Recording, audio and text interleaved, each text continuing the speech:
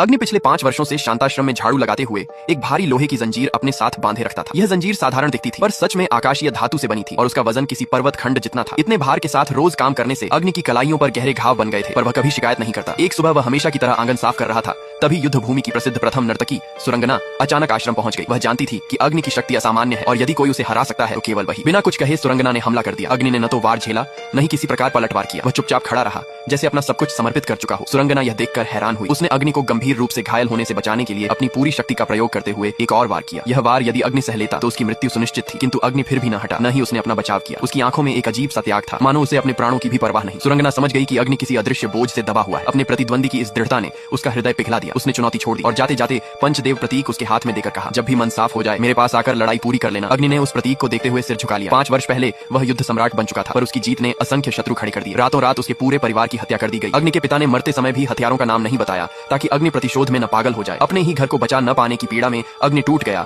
और जीवन से हर आशा छोड़ बैठा। तभी शांताश्रम की युवती आर्या ने उसे मृत्यु के कगार से बचाया और उसे आश्रम में रहने दिया। आज वही आर्या उसके पास आई और कठोरता से बोली, अग्नि अपना सामान समेटो और यहाँ से चले जाओ, हम किसी निकम्मे को और नहीं पाल सकते। अग्नि कुछ न बोला। वह जानता था कि वह यहाँ सिर्फ बोझ बनकर रह रहा है। उसने चुपचाप आश्रम छोड़ दिया, लेकिन आर्या के शब्दों की कटुता के पीछे उसकी मजबूरी छिपी थी। दरअसल दमनपुर संघ का उत्तेजित वारिस तरुण आर्या को जबरन शादी के लिए दबाव डाल रहा था। वह मुकाबला प्रतियोगिता के नाम पर आर्या को डराने लगा और जानता था कि आश्रम के लोग उसकी बराबरी नहीं कर सकते। प्रतियोगिता से पहले तरुण एक